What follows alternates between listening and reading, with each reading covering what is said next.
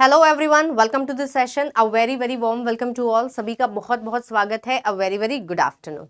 Yes, so हमेशा की तरह बहुत सारे क्वेश्चंस हम डिस्कस करेंगे। कुछ क्वेश्चंस सिनोनिम्स और एंटोनिम्स पर बेस्ड होंगे, कुछ क्वेश्चंस ईडियम्स पर होंगे, वन वर्ड ग्रामर बेस्ड भी क्वेश्चंस एंड फिलर्स बेस्ड भी क्वेश्चंस हम करेंगे। चलिए फर्स्ट क्वेश्चन देखते हैं। एंड यस, फर्स्ट क्वेश्चन आपके सामने है। यहाँ पर आपको बताना है इस वर्ड का सिनोनिम, मतलब कि इस वर्ड का समानार्थी शब्द, मीनिंग आपको बताना है।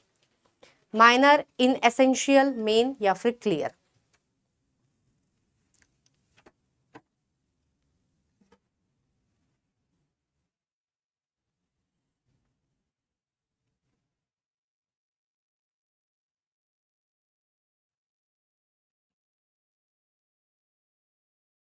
यस, स्टेपल का मतलब क्या होता है? किसी चीज का मेन या फिर इंपॉर्टेंट पार्ट, है ना। किसी भी चीज का इंपॉर्टेंट आप एलिमेंट कह सकते हो, इंपॉर्टेंट कोई चीज कह सकते हो। जैसे कहते हैं ना कि भाई इस जगह का स्टेपल फूड ना राइस है, इस जगह का स्टेपल फूड क्या है भाई, व्हीट है या फिर चपाती है या फिर कोई भी चीज है, ठीक है। स्टेपल क्रॉप कह सकते हो या स्टेपल फूड मतलब मुख्य भोजन यहाँ का भाई दाल राइस है या फिर रोटी सब्जी है या फिर कुछ और है, ठीक है। तो स्टेपल मतलब क्या होता है? किसी भी चीज का मुख्य या इंपॉर्टेंट एलिमेंट या इंपॉर्टेंट पार्ट। तो माइनर नहीं होगा, इन एसेंशियल, भाई जो एसेंशियल नहीं है, जो जरूरी नहीं है, ये भी एलिमिनेट हो जाएगा। मेन आंसर बिल्कुल होगा and clear will also get eliminated. So option number 3 is the correct choice. चलिए अगला क्वेश्चन, एंड यहाँ पर बेनफुल है और बेनफुल का आपको बताना है सिनोनिम, ठीक है। इस वर्ड का आपको सिनोनिम बताना है, एंटोनिम नहीं बताना है।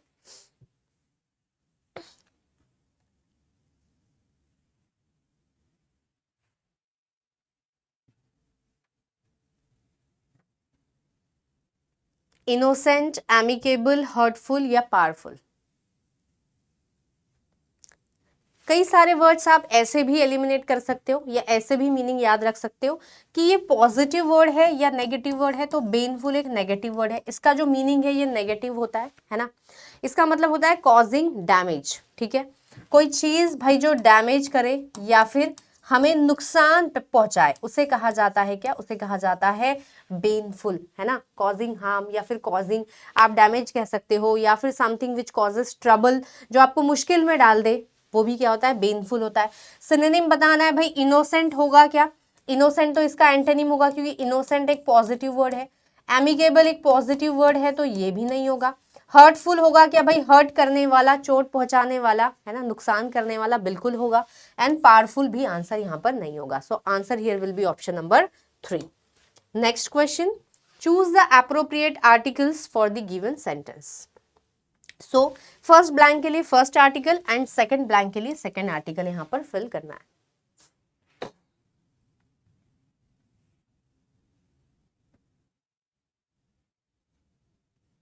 You need to make dash effort to move away from dash, है ना। और आर्टिकल्स जनरली जो क्वेश्चंस आते हैं साउंड के बेसिस पर हम एलिमिनेशन मेथड का इस्तेमाल कर सकते हैं। जैसे यहां पर देखेंगे, you need to make dash, conscious क का प्रोनाउंसिएशन है ना, के का मतलब कॉन्सोनेंट साउंडिंग है ये। और जब ए ई आई ओ यू मतलब वॉवल साउंडिंग होता है, तब क्या आता है भाई? तब एन आता है। तो एन हम वॉवल साउंडिंग वर्ड्स, जो ए ई आई ओ यू का जो हिंदी में उच्चारण होता है, ऐसे शब्दों के आगे एन का यूज करते हैं। इसके अलावा अगर कॉन्सोनेंट साउंडिंग होंगे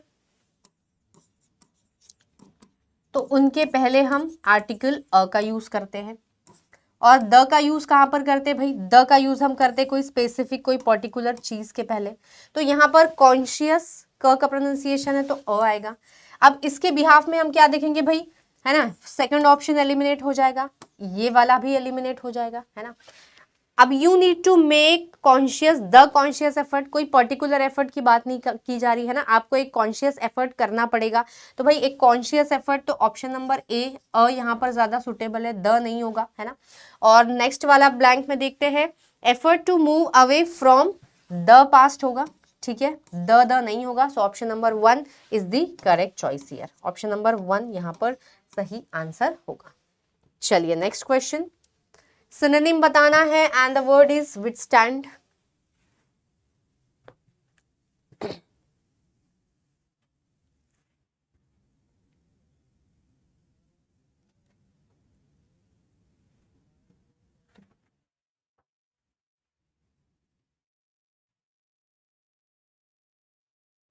विथस्टैंड का आपको समानार्थी मतलब की मीनिंग बताना है। मिंगल हो सकता है क्या? मिंगल का मतलब क्या होता है? कई बार पढ़ा है हम लोगों ने, है ना। मिंगल मतलब किसी चीज को क्या करना? मिक्स करना। सो ये तो हमारा आंसर नहीं होगा। कंसील करना, कंसील मतलब किसी चीज को हाइड करना होता है, छुपाना होता है। एंड रेजिस्ट करना मतलब क्या होता है? किसी चीज को रोकना होता है, प्रिवेंट करना होने से, है ना। तो ये बिल्कुल यहाँ पर आंसर होगा, स्कीम नहीं होगा। इसका मतलब क्या होता है भाई? इसका ही मतलब होता है रेजिस्ट करना, किसी चीज को रोकना होने से, या फिर सिंपल लैंग्वेज में बात करें तो रिमेन्ड अनचेंज्ड और अनअफेक्टेड। मतलब कि किसी चीज की वजह से अगर कोई चीज चेंज नहीं हो रही है या फिर किसी चीज पर बिल्कुल असर नहीं हो रहा है तो उसे कहा जाता है विथस्टैंड, है ना। मतलब आसानी से किसी भी चीज को फेस कर लेना। Okay, so option number 3 is the correct choice. अगला क्वेश्चन, वोराशियस एंड वोराशियस का आपको क्या बताना है? Same as the given word, मतलब कि इस वर्ड का आपको मीनिंग बताना है। Greedy, stupid, natural or awkward.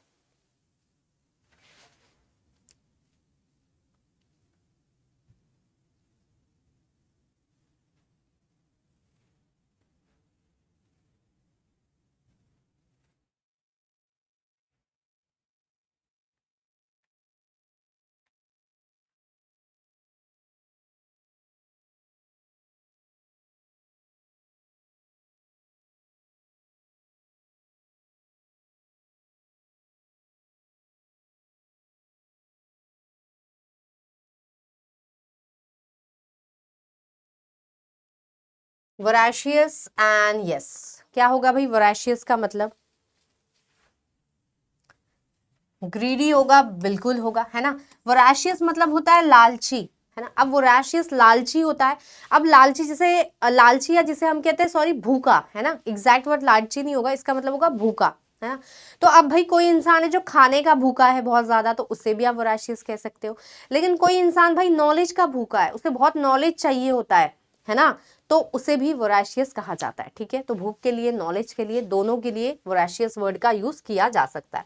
Then stupid तो आपको पता है, फुलिश या फिर क्रेजी, नेचुरल, एंड ऑकवर्ड मतलब अजीब सा, बेतुका।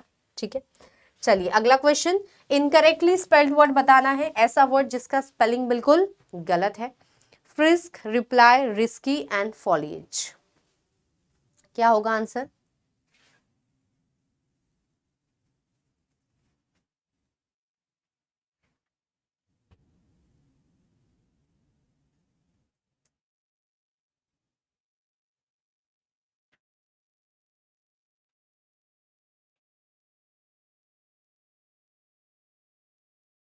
यस, आंसर है भाई option number 1, reply, risky, foliage नहीं होगा। फ्रिस्क मतलब, सॉरी, फ्रिस्क का स्पेलिंग होता है FRISK, फ्रिस्क, है ना। हैप्पीली जब इधर उधर हम घूमते हैं, खुश होते हैं, उसे कहा जाता है क्या? Frisk. So option number 1 is the correct choice. Next question, fill in the blank with correct option choice. Due to shortage of time, I was unable dash the task satisfactorily.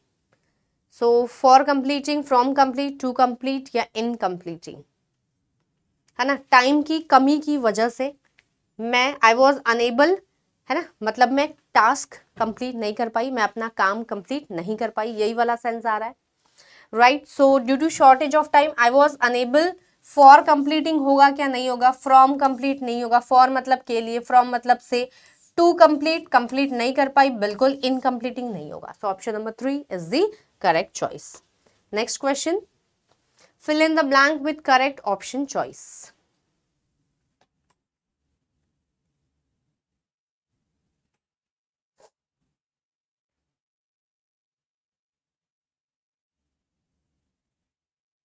yes, क्या होगा सही word? Ascertain, search, circulate या repair.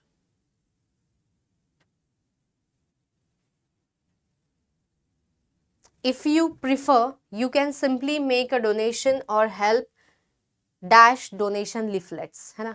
अगर आप prefer करते हो या फिर आप अगर चाहते हो, ठीक है, तो आप सिंपल क्या कर सकते हो? डोनेशन दे सकते हो, कुछ पैसा दान कर सकते हो, है ना। डोनेट करना, दान करना, या फिर आप मदद कर सकते हो। किस चीज में मदद कर सकते हो? डोनेशन लीफलेट्स, है ना, ये जो डोनेशन की जो लीफलेट होती है, लीफलेट मतलब क्या होता है, एक तरीका ऐसा पेज होता है, पेज में सारी इंफॉर्मेशन लिखी हुई होती है ना। कई बार हम लोग रास्ते पे होते हैं या कहीं पर होते हैं तो हमें एक लीफलेट, एक कागज मिलता है ना, जिसपे लिखा हुआ होता है कि एक नया मॉल खुलने वाला है, आप आ सकते हैं उसके इनॉग्रेशन में, या फिर एक नया कोई इंस्टीट्यूशन शुरू हुआ है स्टूडेंट्स के लिए, ट्यूशन के लिए। तो वो जो पेज जिसमें सारी इन्फॉर्मेशन लिखी होती, जानकारी, उसे लीफलेट कहते हैं, या हम पैम्फलेट भी कहते हैं उसे कई बार, ठीक है। तो भाई वो डोनेशन लीफलेट्स को क्या आप बांटने में मदद कर सकते हो, है ना, या तो डोनेट कर दो पैसा, या तो वो जो लीफलेट है ना, कि ये 100 लीफलेट आप लेकर 100 लोगों में बांट दो। तो क्या हो जाएगा यहाँ पर, असर्टन, असर्टन मतलब क्या होता है, टू फाइंड आउट, कोई चीज क्या करना, फाइंड आउट करना, तो ये तो आंसर नहीं होगा। सर्च करना नहीं होगा, सर्कुलेट करना बिल्कुल होगा। सर्कुलेट करना मतलब क्या होता है, डिस्ट्रीब्यूट करना, एक पर्सन से दूसरे पर्सन, दूसरे पर्सन से आगे में, है ना, बांटना, डिस्ट्रीब्यूट करना। और रिपेयर मतलब सुधारना, विल ऑल्सो गेट एलिमिनेटेड। तो यहाँ पर जो सही आंसर होगा वो होगा सर्कुलेट, है ना। If you prefer you can simply make a donation, simply आप डोनेशन कर दो, दान दे दो, या फिर आप क्या करेंगे, हेल्प डिस्ट्रीब्यूट डोनेशन लिफलेट्स, ठीक है, कि लिफलेट्स को आप बांट दो लोगों में। चलिए next question, select the option that can be used as one word substitute for the given group of words, and क्या लिखा हुआ है, the scientific study of the sun, moon and stars। Sun, moon, star की जो scientific study होती है उसे क्या कहा जाता है ना। अनेक शब्दों के लिए एक शब्द बताना है हमें।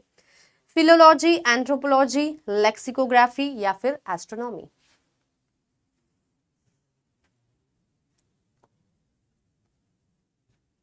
क्या होगा आंसर,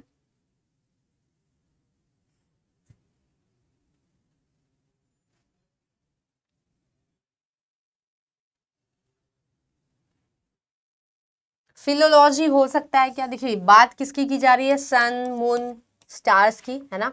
तो यहाँ पर सभी को पता है भाई एस्ट्रोनॉमी आंसर होगा, ठीक है, आंसर पता है, लेकिन सारे ऑप्शंस के मीनिंग पता होना जरूरी है, क्योंकि जरूरी नहीं है एग्जाम में यही वाला पूछ ले भाई, इसका पूछ लिया, ये पूछ लिया, है ना, कुछ भी आ सकता है।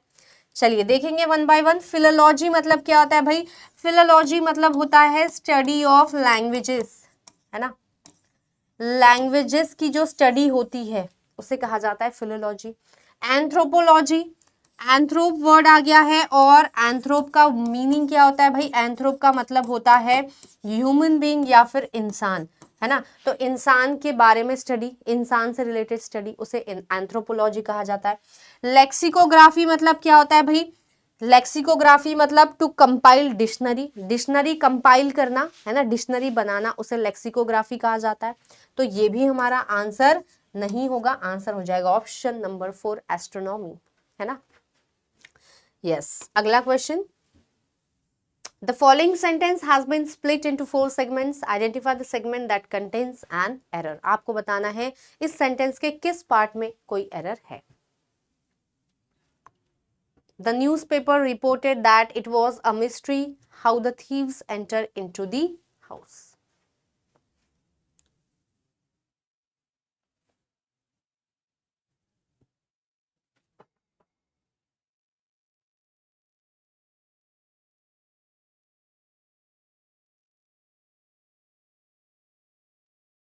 चलिए क्या होगा सही answer,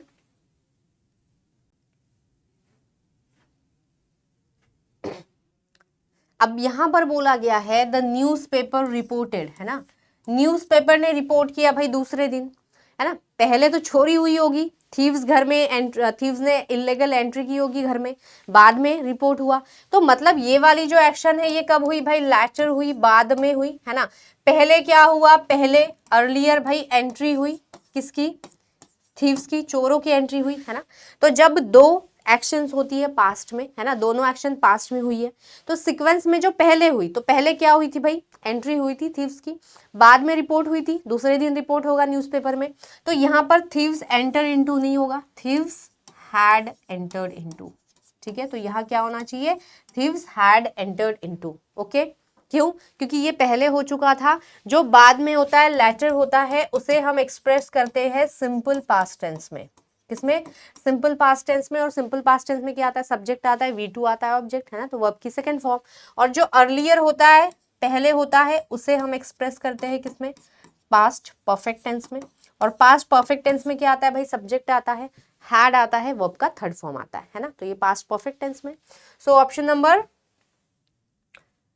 B is the correct choice, है ना। थीव्स एंटर नहीं होगा, क्या आएगा, had entered. Next question, select the option that can be used as a one word substitute for the given group of words। चलिए अगेन अनेक शब्दों के लिए एक शब्द बताना है।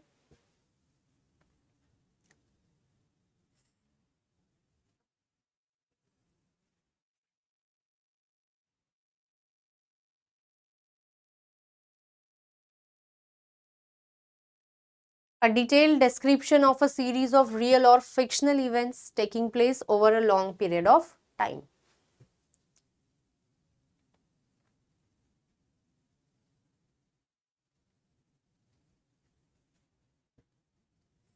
एनेक्डोट, सागा, जर्नल या फिर विटनेस, क्या होगा आंसर।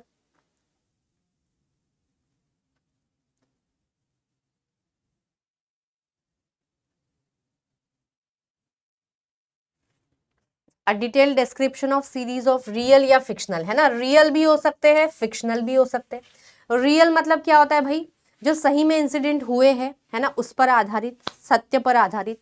और फिक्शनल मतलब क्या होता है, काल्पनिक जो है, जस्ट बनाई हुई, है ना। तो भाई एक डिटेल डिस्क्रिप्शन होता है जिसमें, है ना, उसको क्या कहा जाएगा। एनेक्डोट होता है क्या, एनेक्डोट नहीं होता है। एनेक्डोट जो होता है ये सिर्फ और सिर्फ रियल इंसिडेंट्स पर, रियल इवेंट्स पर बेस्ड होता है ना। ऐसी कहानियां जो कि रियल सत्य घटनाओं पर आधारित होती है उन्हें एनेक्डोट कहा जाता है। तो ये आंसर नहीं होगा, यहाँ पर सागा होगा, बिल्कुल होगा, है ना। एक डिटेल डिस्क्रिप्शन होता है लंबा सा, जो भी रियल इंसिडेंट्स थे या फिर जो भी इमेजिनरी थे, है ना, फिक्शनल थे, उनका। जर्नल होगा क्या, जर्नल में हम पर्टिकुलर किसी टॉपिक के बारे में लिखते हैं, राइट, तो ये नहीं होगा। और विटनेस, तो विटनेस का मतलब पता है ना, कोर्ट में विटनेस होता है साक्षी, है ना, जिसने कोई एक्सीडेंट या कोई भी चीज होते हुए देखी है, साक्षी या साक्षीदार, ठीक है। सो ऑप्शन नंबर 4 तो बिल्कुल नहीं होगा, आंसर यहाँ पर हो जाएगा ऑप्शन नंबर 2। अगला question, select the option that can be used as a one word substitute for the given group of words। A person who uses another person's ideas or work and pretends that it is their own। चलिए, है ना, तो कोई person जो दूसरे person की ideas या काम का इस्तेमाल करता है और बताता है लोगों को कि ये मैंने किया हुआ है ना, मतलब दूसरों का काम ये दिखाना लोगों को कि ये काम मैंने किया है, बट वो रियल में किसी और पर्सन ने किया है। तो उस पर्सन को क्या कहा जाएगा, बिब्लोफाइल, प्लेगियरिस्ट, लेक्सिकोग्राफर या फिर इकोनोक्लास्ट।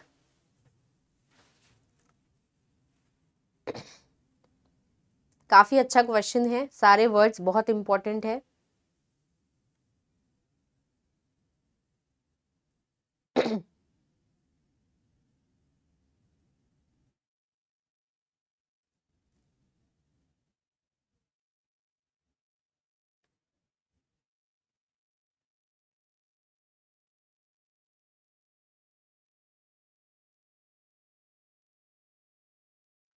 बिब्लोफाइल होगा क्या, बिब्लो इज रिलेटेड टू बुक्स, है ना, बिब्लो मतलब किताबें, फिल मतलब क्या होता है भाई, लवर, तो किताबों से लव करने वाला, है ना, ये होता है बिब्लोफाइल।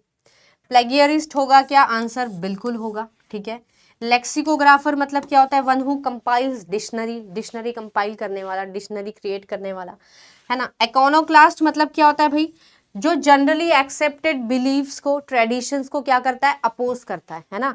Someone who opposes generally accepted believes या फिर ट्रेडिशन, है ना, जैसे जनरली मैक्सिमम लोग सारे ट्रेडिशंस या फिर कोई भी चीज को मानते हैं, है ना, तो उस जो सभी लोग सपोज मानते हैं, मतलब 100 में से 99% लोग उस चीज को मानते हैं, वो हमारा ट्रेडिशन है, हम कुछ करते हैं, जैसे कोई पूजा हो सकती है या कोई भी ट्रेडिशन, कोई भी हमारी मान्यता, है ना, तो भाई जनरली एक्सेप्टेड है, मैक्सिमम लोग उसे मानते हैं। लेकिन ऐसा पर्सन जो इस जनरली एक्सेप्टेड बिलीफ को, हमारे विश्वास को, हमारे ट्रेडिशन को क्या करता है, अपोज करता है, उसे कहा जाता है इकोनोक्लास्ट।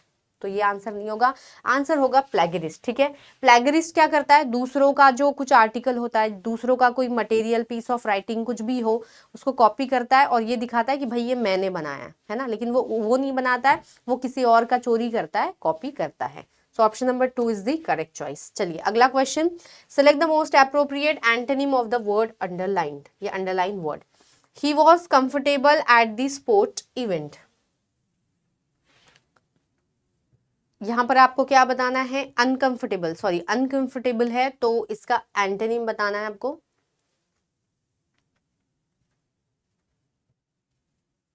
काफी इजी सा क्वेश्चन है।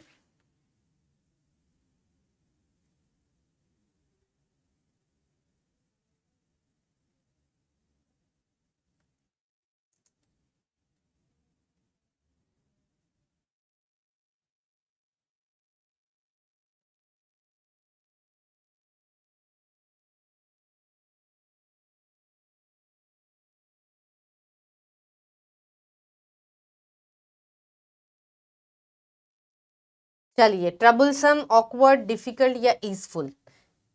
अनकंफर्टेबल है भाई, अनकंफर्टेबल मतलब कि कंफर्ट नहीं है, आरामदायक नहीं है, है ना। तो ट्रबलसम भाई मुश्किल से भरा हुआ, ऑकवर्ड मतलब अजीब, डिफिकल्ट मतलब भी क्या होता है भाई, कठिन बहुत ज्यादा। तो ये आंसर नहीं होगा, आंसर होगा ईजफुल। ईजफुल मतलब जो हमें कंफर्ट दे, हमें पीस दे, हमें शांति प्रोवाइड करे, है ना। तो ऑप्शन नंबर 4 आंसर होगा, क्योंकि हमें इस वर्ड का क्या बताना था, एंटोनिम बताना था। तो अनकंफर्टेबल मतलब भाई जो आरामदायक नहीं है, जो हमें शांति ना दे, है ना, हमें जिससे दिक्कत हो। तो अपोजिट ईजफुल, ईजफुल मतलब आरामदायक। So option number 4 is the correct choice. चलिए next question, select the most appropriate meaning of the given idiom to make castles in the air. इसका मतलब क्या होगा।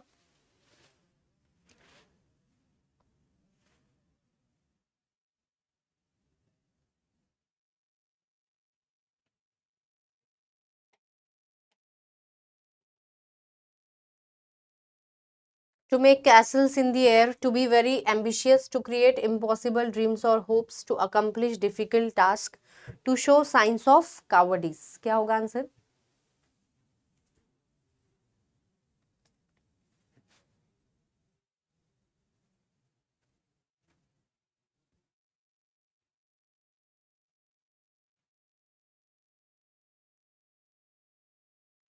कैसल्स इन द एयर, हवा में Castle's मतलब कि भाई हवा में महल बनाना, हवा में महल बनाना, इसका मतलब एम्बिशियस होना भाई नहीं होगा। टू क्रिएट इम्पॉसिबल ड्रीम्स और होप्स, बिल्कुल सही है ना। घर वाले कहते हैं ना भाई हवा में महल मत बनाओ, है ना, इसका मतलब कि भाई इम्पॉसिबल सपने मत देखो कि मैं एक मर्सिडीज लूंगा, मैं ये लूंगा, ये मैं एक बहुत बड़ा बंगलो बनाऊंगा, ठीक है। तो वही होता है to make castles in the air. अगला क्वेश्चन, इमांसिएटेड, और आपको बताना है इस वर्ड का एंटोनिम, इसका विलोम शब्द।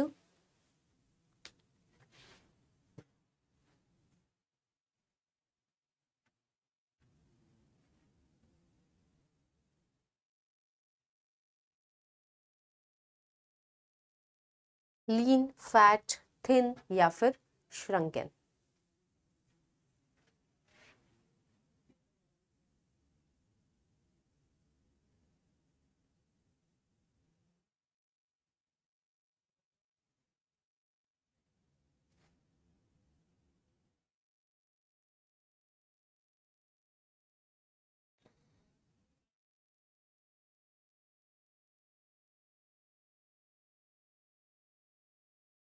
यस, लीन होगा, फैट होगा, थिन होगा या श्रंकन होगा। भाई इमांसिएटेड का मतलब ही लीन होता है, इसी का मतलब थिन होता है, तो आंसर यहाँ पर हो जाएगा फैट, है ना।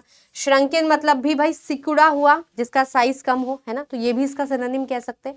एंटोनिम बताना है, एंटोनिम यहाँ पर होगा option number 2, that is fat. Yes, next question, fill in the blank with the correct option choice. Please sign these documents dash ink so that they can be preserved. On, in, with या फिर by।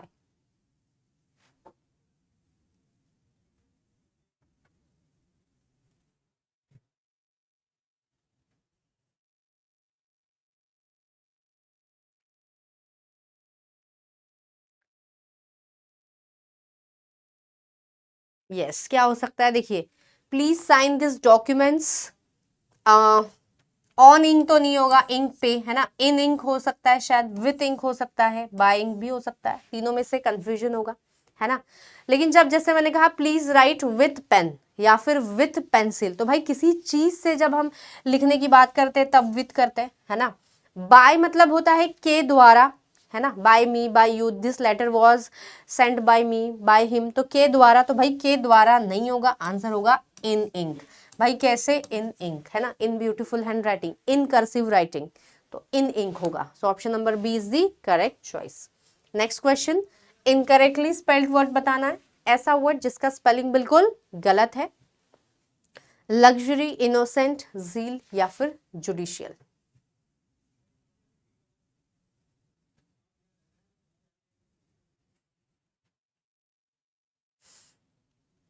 Yes, आ चुका होगा सभी का answer.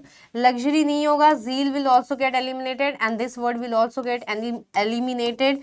Innocent is the correct choice here. Answer क्या होगा? Innocent. Next question, select the most appropriate meaning of the underline idiom in the given sentence. Again जो underlined idiom है इसका मीनिंग आपको बताना है।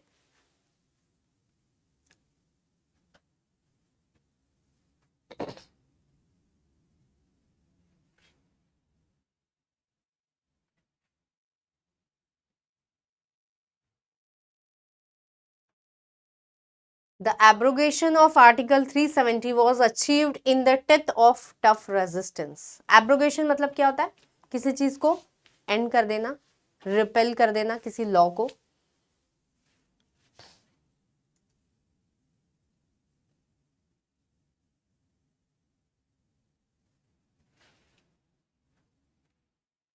है ना, तो एब्रोगेशन एंड और रिपील, ठीक है।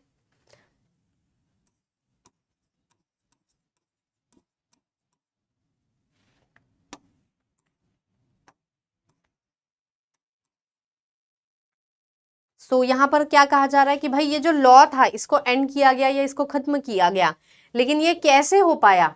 बहुत ज्यादा रेजिस्टेंस था, बहुत ज्यादा मतलब इसको मतलब अपोजिशन था, है ना, अपोजिशन में बहुत सारे लोग थे इस चीज के खिलाफ कि भाई इस रूल को एब्रोगेट ना किया जाए, लेकिन फिर भी उसको कर पाए, है ना। तो बहुत अपोजिशन को फेस करने के बाद ऐसा ये जो है चीज ये पॉसिबल हो पाई। तो in a state of uncertainty, uncertainty मतलब अनिश्चितता, ये नहीं होगा।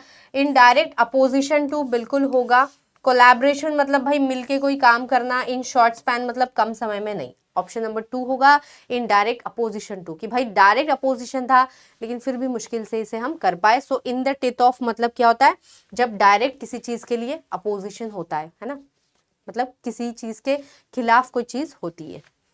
अगला question, select the most appropriate option to fill in the blank. She return the book after she dash it. Has read, read या फिर रीड्स। अब ये जो वर्ड है READ, रीड, इसके तीनों फॉर्म सेम ही होता है ना, V1, V2 और V3, क्योंकि रीड का कभी रेडेड नहीं होता, है ना। तो ये फर्स्ट फॉर्म को रीड पढ़ते हैं, सेकंड फॉर्म को रेड और थर्ड को भी रेड, है ना, रीड रेड रेड।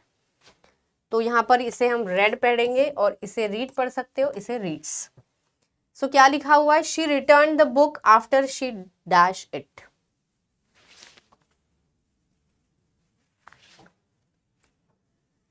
यहाँ पर वर्ब की सेकेंड फॉर्म है, इसका मतलब जो सेंटेंस है ये सेंटेंस पास्ट टेंस में, और जब कोई सेंटेंस पास्ट टेंस में होता है तो उसमें जितनी भी वर्ब्स आती है सारी पास्ट में आती है ना, ये तो पता है हमें। अब दूसरी चीज, एक सेम रूल हमने अभी पढ़ा था कि पास्ट में दो चीजें हो रही है ना, एक पहले हुई होगी एक बाद में हो रही है। तो यहाँ पर पहले क्या हुआ भाई? पहले उसने किताब पढ़ी उसके बाद रिटर्न की ना, तो पहले पढ़ने की एक्शन हुई, तो भाई पहले जो एक्शन हुई वो किस में आनी चाहिए? वो पास्ट परफेक्ट में आनी चाहिए। और ऑप्शन में से देख लो पास्ट परफेक्ट क्या है, यहाँ पर है ना, तो इसलिए ऑप्शन नंबर 1 होगा। पहले उसने किताब पढ़ी बाद में उसने रिटर्न की, राइट। तो हमने अभी इस रूल को देखा था कि जो पहले होती है एक्शन पास्ट में उसको पास्ट परफेक्ट, और जो बाद में होती है वो सिंपल पास्ट में। Next question, a person with no fixed abode. ऐसा पर्सन, अबोर्ड मतलब रहने की जगह, जैसे आप जहां रहते हो आपका जो घर है वो आपका अबोर्ड है, ठीक है। तो ऐसा पर्सन जिसका कोई फिक्स अबोर्ड, कोई रहने की जगह नहीं होती है, कोई रहने का घर नहीं होता है, उसे क्या कहा जाएगा? आर्टिस्ट, इंट्रूडर, टूरिस्ट या फिर nomad.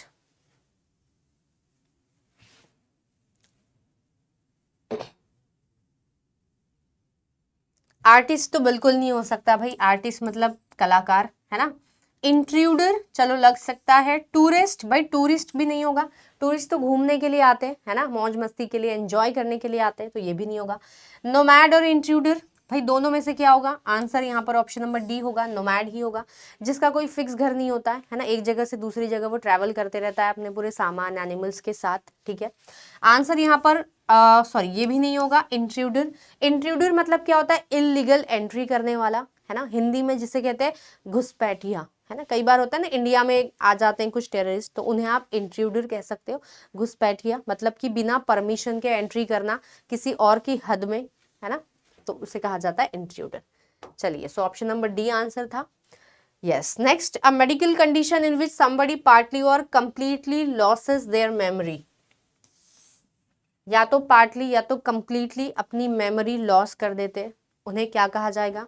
Alopecia, memory loss, anaemia या एमनीशिया।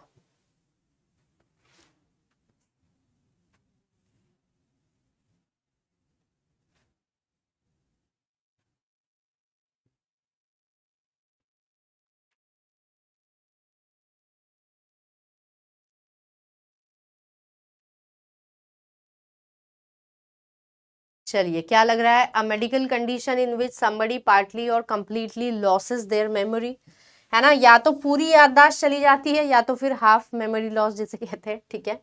तो यहाँ पर एलोपेशिया होगा क्या? नहीं, यहाँ पर तो ये जो हेयर लॉस होता है ना, बाल झड़ने लगते हैं, है ना, उसे कहा जाता है, उस बीमारी को एलोपेशिया कहते हैं। यहाँ होगा एमनीशिया आंसर। मेमोरी लॉस नहीं है, और एनीमिया मतलब कि आयरन की कमी, ब्लड की डेफिशिएंसी, उसे कहा जाता है। सो ऑप्शन नंबर डी यहाँ पर करेक्ट आंसर है। चलिए, next question, select the option that will improve the underline part of the given sentence. I am trying to find an investor from abroad. चलिए, accidentally बोल दिया मैंने सही answer, to finding नहीं होगा, यहाँ क्या हो जाएगा? I am trying to find. सभी को पता है preposition to is always followed by first form of the verb, है ना, जिसे कहते हैं हम इन्फिनिटिव। सो यहाँ पर आंसर होगा option number two. Next question, select the most appropriate option to substitute the underline segment. Again ये जो अंडरलाइन सेगमेंट है इसे आपको रिप्लेस करना है। So I wore, I was wearing, I didn't wear या आई एम नॉट वेयरिंग, क्या होगा आंसर?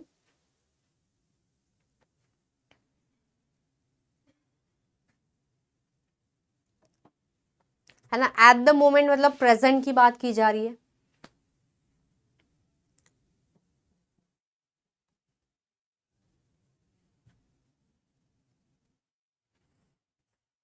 थोड़ा कंफ्यूजिंग हो सकता है ये क्वेश्चन, लेकिन ध्यान से पढ़िएगा, ऑप्शंस ध्यान से देखिए कि वर्ब की फर्स्ट फॉर्म का यूज कब किया जाता है, वर्ब की सेकंड फॉर्म का यूज कब किया जाता है। अब जैसे यहाँ पर ये डू है ना, तो डू वर्ब की फर्स्ट फॉर्म है, डू डज जो होती है, सिंपल प्रेजेंट टेंस, है ना। He does his homework, he do they do their homework, इस तरीके से। तो भाई वो काम करते हैं, करता है, करती हूँ, तो करती है मतलब ये उनकी एक्शन है, हैबिचुअल एक्शन है ना। तो ये जनरल जो स्टेटमेंट्स होते हैं या हैबिचुअल एक्शंस होती है, इनके लिए हम सिंपल प्रेजेंट टेंस का यूज करते हैं। और भाई यहाँ पर सिंपल प्रेजेंट टेंस नहीं है, करता हूँ, करती हूँ नहीं है, ठीक है, तो ये तो गलत है, ठीक है। आई वोर मतलब वो आपकी सेकंड फॉर्म है, तो ये तो पास्ट टेंस हुआ। यहाँ पर बोला जा रहा है एट द मोमेंट, है ना। आई वॉज वेयरिंग मतलब कि पास्ट कंटिन्यूअस, मैंने पहना था, ठीक है, ये तो पास्ट में हो जाएगा। आई डिडेंट वेयर मैंने नहीं पहना था, अगेन वर्ब की सेकंड फॉर्म है, डू और डस का सेकंड फॉर्म ही डिड होता है। आंसर यहाँ पर होगा आई एम नॉट वेयरिंग, अभी मैंने पहना हुआ नहीं है, ठीक है। आई डोंट वेयर मतलब होता है कि मैं पहनती नहीं हूँ, ओके। तो यहाँ पर आंसर होगा ऑप्शन नंबर 4। चलिए, अगला क्वेश्चन है, एप्रोप्रिएट एंटोनिम बताना है and the word is routine. Normal, accepted, regular या फिर डिफरेंट, क्या होगा आंसर?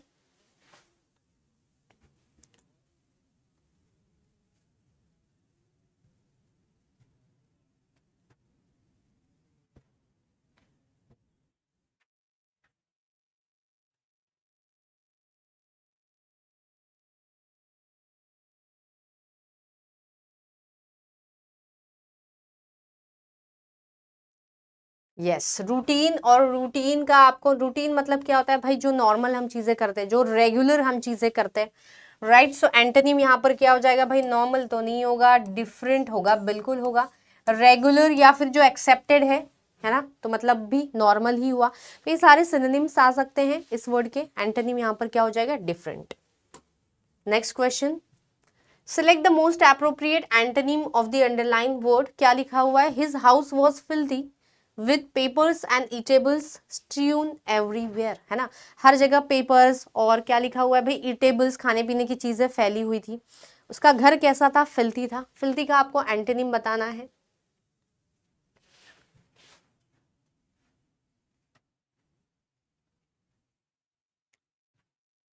तो आप लोग समझ ही गए होंगे यहाँ पर फिल्थी का मतलब क्या होगा भाई। फिल्थी मतलब कि आप कह सकते हैं भाई डर्टी, या फिर आप कह सकते हो भाई गंदा, जो कि क्लीन ना हो, है ना। तो यहाँ पर बैरन होगा क्या, बैरन का मतलब होता है अनप्रोडक्टिव, है ना भाई, अनप्रोडक्टिव जिससे हमें कोई फायदा ना मिले। रिजल्टलेस जिसे कह सकते हैं, जिसे कहते हैं ना बैरन लैंड, बंजर जमीन, तो भाई बैरन मतलब बंजर, अनप्रोडक्टिव।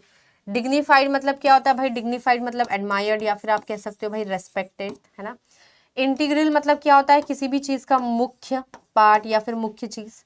तो यहाँ पर ये सारे वर्ड्स तो नहीं होंगे, आंसर हो जाएगा क्लीन, है ना। फिल्दी मतलब कि डर्टी, सारी चीजें फैली हुई है इधर इधर इधर उधर, ठीक है। तो आंसर क्या हो जाएगा, clean. So option number 3 is the correct choice. Next question देखेंगे। अब आपको बताना है इस वर्ड का सिनोनिम।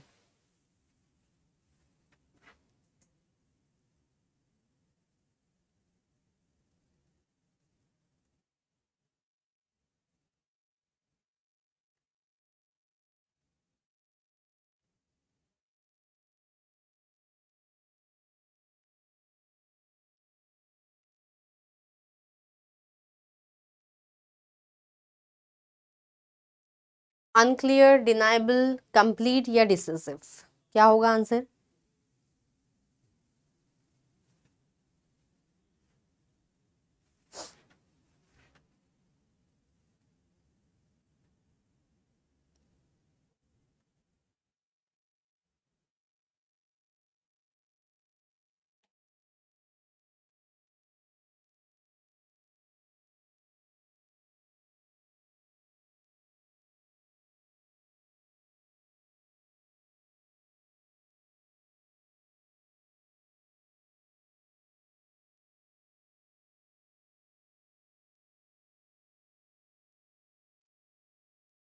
ठीक है, कंक्लूसिव मतलब होता है भाई क्या, कोई चीज जिससे कंक्लूजन मिले, कोई फाइनल रिजल्ट किसी चीज का, उसे कहेंगे क्या, कंक्लूसिव, है ना।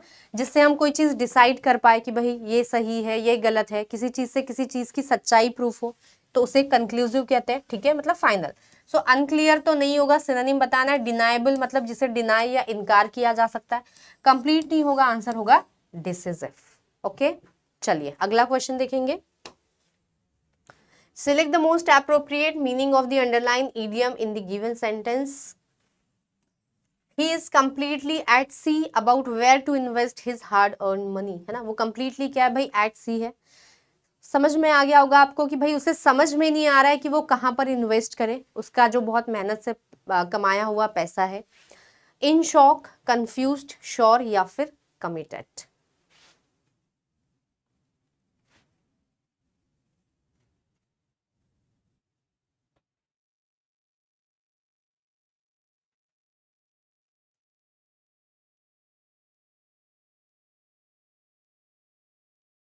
ही is completely at sea, and at sea मतलब क्या होता है भाई, कंफ्यूज्ड है ना। चलिए अगला क्वेश्चन। सिनोनिम बताना है and the word is innocent. Innocent का सिनोनिम बताएंगे।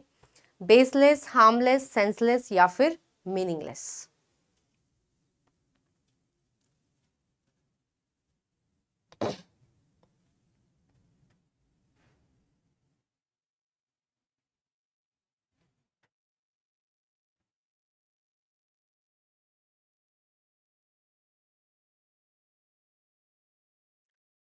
यस, सिनोनिम और इनोसेंट मतलब मासूम या फिर पोलाइट, है ना, जो कोई मतलब जो किसी को हर्ट ना करे, जो कभी किसी का दिल ना दुखाए, ठीक है। चलिए तो आंसर बेसलेस होगा क्या भाई, बेसलेस नहीं होगा। हार्मलेस होगा बिल्कुल, जो कभी किसी को नुकसान ना पहुंचाए, वो इनोसेंट होता है, सेंसलेस नहीं होगा, and meaningless will also get eliminated. Answer हो जाएगा option number B, that is harmless.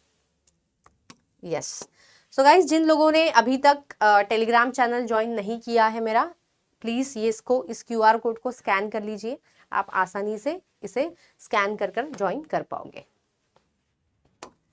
So this was all about this session, thank you so much. मिलते हैं अगली क्लास में, till then tata bye bye, take care, thank you.